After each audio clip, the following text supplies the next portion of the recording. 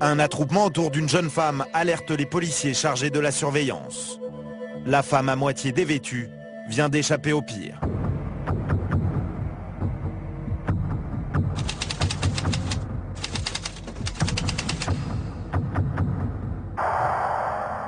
Ce jour-là, au même moment, un homme en parka verte prend la fuite. En épluchant les enregistrements vidéo, les enquêteurs vont retracer son parcours. 2 heures plus tôt, à l'autre bout de Paris, l'homme en parka verte, le voici descendant dans le métro. Il se fait remarquer une première fois dans cet escalator. Sans raison apparente, il bouscule violemment une passagère.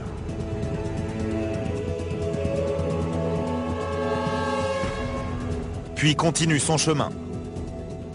Quelques minutes plus tard, il en bouscule une deuxième et monte dans une rame.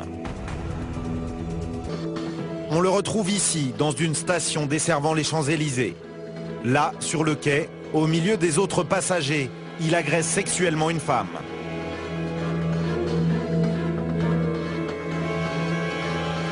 Et sa traque perverse ne va pas s'arrêter là. Il erre dans les couloirs de la station pendant de longues minutes.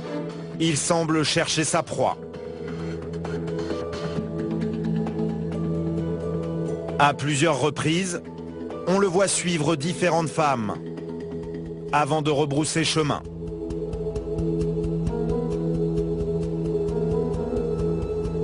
Il en agresse certaines.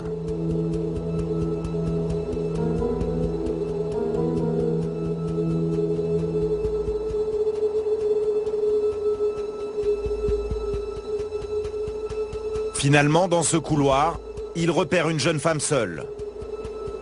Il finit par la coincer contre les portes automatiques et là, tente de la violer.